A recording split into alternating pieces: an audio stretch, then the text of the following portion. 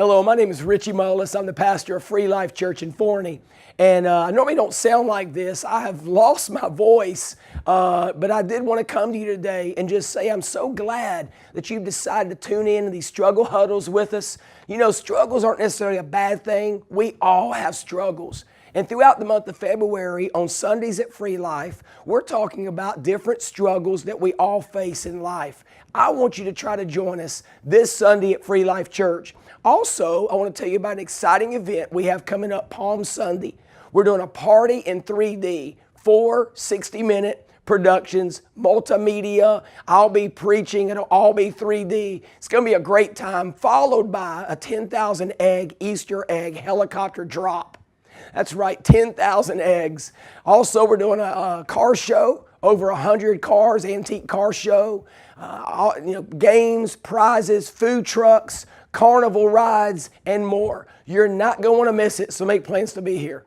Well, enjoy this upcoming video clip by Pastor Craig Rochelle, Life Church up in Oklahoma. You'll be encouraged by it. And if I haven't had an opportunity to meet you, I look forward to doing so very soon. God bless you.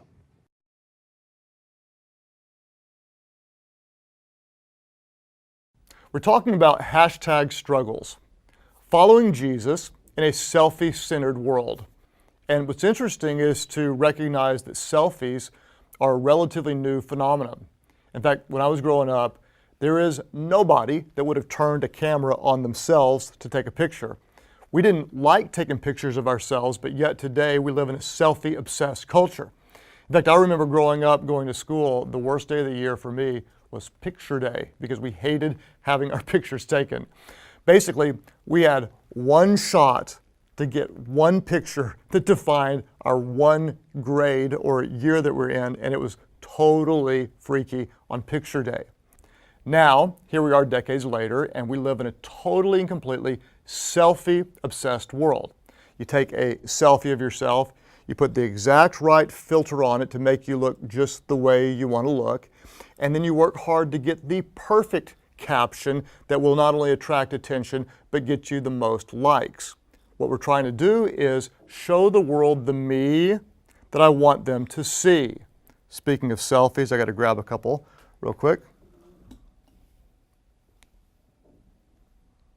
The cool selfie. There's the surprised laughy face selfie. And then the contemplative, I'm not really taking this picture of myself, but I am selfie. That one needs a lot of work, but we'll go with it. Anyway, if I put on the right filter, then it might be acceptable. And here's what ends up happening. We filter our lives and filter our lives and filter our lives, and the more filtered our lives become, guess what? The less authentic we are. The more filtered our lives become, the less authentic we are. One day we wake up and have all sorts of other struggles and don't know why. One of them is that people all over the world today actually fear and avoid unfiltered communication. They're afraid of unfiltered communication. Why? Well, so many of us, we're accustomed to being able to edit what we say. In other words, if I'm texting, I can change it and make it the way I want it. Or we edit and show our best self. We take the picture again and again and again until we get it right, and then we put a filter on it. The reality is now so many people are afraid to have a conversation in real time because that conversation can't be edited. In fact, you may even recognize yourself doing this. Someone calls you, you see who it is, you decide to send it straight to voicemail, you listen to the voicemail, and then what do? You respond with a text. Talking takes too much effort, takes too much time. Who knows where the conversation is going to go, so you stay in control with the text. In fact, I've talked to a lot of great young adults who say they get really, really anxious even thinking about calling someone they don't know because they have no idea where their conversation is going to go, the result of the filtered life. Well, this problem isn't just a modern one. In fact, 2 Corinthians chapter 3 in the Bible reflects on Exodus 34, a story in the Old Testament, when Moses went to Mount Sinai to receive the 10 Commandments.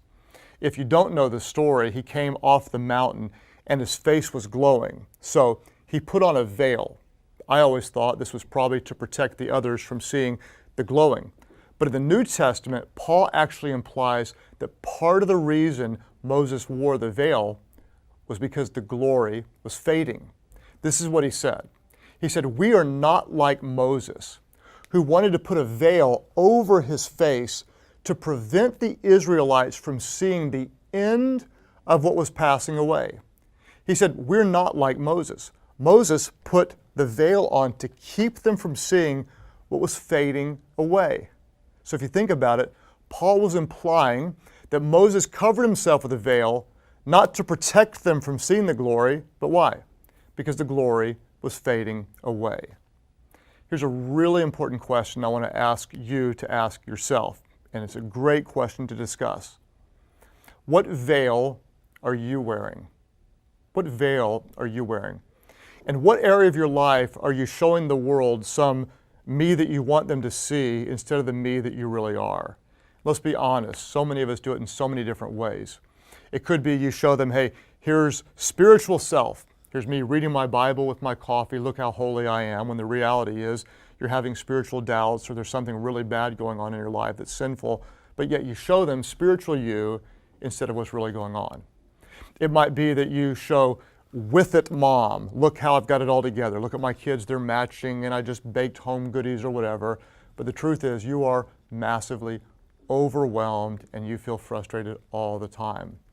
Maybe you're the dad who says, hey look, here I am with my kids in the park. I'm a great dad, right? But the truth is you feel guilty because you're working too much. And even when you're with your kids, you're not really with your kids because your mind is somewhere else.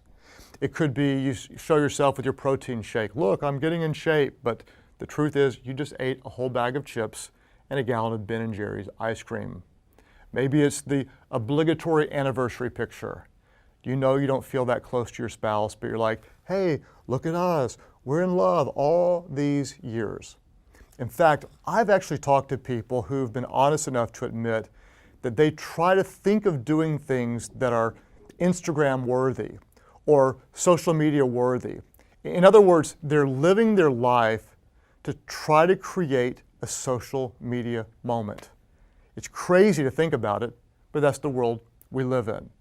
Well, Paul said this in 2 Corinthians 3:15. He said, even to this day, when Moses is read, a veil covers their hearts.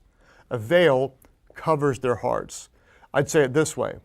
A veil that covers the face eventually covers the heart. Think about it. What started out as a superficial covering became a spiritual condition. And here we are today with the very same problem going on. A veil that covered the face, showing the me I wanted you to see, is now covering the heart. And we've literally got so many people who simply don't know how to open up. Why? Because we're so used to showing the fake self that some of us, we don't even know who the real self is. What do? Picture, filter, caption. Did anybody like it? Did anybody like it? Did anybody like it? And we wake up one day and what's going on? We're living for likes while at the same time longing for love. Think about that. We are living for likes while longing for love. What's the big challenge? The truth is, we don't understand often what brings connection. You see, we may impress people with our strengths, but we connect with people through our weaknesses. Think about it. We may impress people with our strengths, but we connect with people through our weaknesses. So many of us, we're just showing the strengths, we're not showing who we really are, and therefore we're really not connecting. What are some suggestions? Well, be yourself. Show yourself. If you're so obsessed with your likes and your followers, maybe you need to take a social media break. Maybe challenge yourself not to use filters or show yourself with no makeup or a bad hair day. Don't just show who you want others to see, but be who you actually are. And then recognize this has been a problem for centuries, but there is good news. And the good news is this: Christ can remove the veil. Christ can remove the veil. When you recognize, yes, honestly, I'm showing the me I want everyone else to see. The good news is Jesus Christ can remove the veil. 2 Corinthians 3:16 says this, and I love it.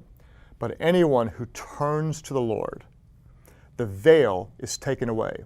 And maybe that's what you need to do today, is to turn to God.